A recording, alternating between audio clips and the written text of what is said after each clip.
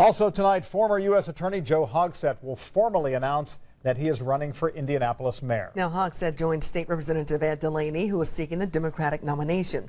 No Republican is in the race yet, as Mayor Ballard just announced he will not seek a third term in office. Well, whoever runs will spend millions of dollars for a job that pays less than it does in several other Indiana cities. Our City Beat reporter Mary Mills checked into what Indiana mayors are making and how that compares to Indianapolis. Mary? Well, Joe Hogsett makes his announcement at 6 p.m. here at King Park, and it's typically not the pay that entices someone like him to run. It's usually more about things like access, influence, and public service. In fact, it turns out the mayor of Indianapolis makes less than the mayor of 7 other cities across the state. Hello. Former Senator Richard Lugar, here for a chamber event, knows all about campaigning. His first big break when he became mayor of Indianapolis in 1968 and made... It was about $23,000, I believe, when we began.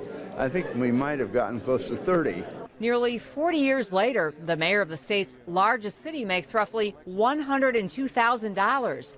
That salary trails the mayors of Gary, Fort Wayne, Carmel, and Westfield, all significantly less populous.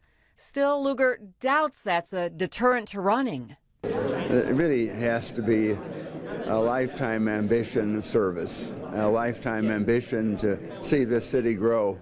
More of a factor, what mayoral candidates have to raise to run an effective campaign. In 2011, Republican Greg Ballard and Democrat Melina Kennedy raised more than $7 million between them. This year's race is expected to top $8 million, which Lugar calls a big chunk of money. Particularly if it's spent on negative advertising, on all sorts of extravagant situations that have nothing to do with the governance of this city or its future.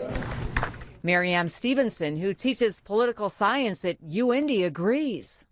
It's much harder to run, even particularly on a local level, much less on a national level. She says successful candidates typically need to be well-connected and well-financed. You know, the more access that you have to the business sector and to super PACs and PACs, the more likely it is that you're going to win an election. So certainly the money is a huge factor in whether or not you're going to choose to run.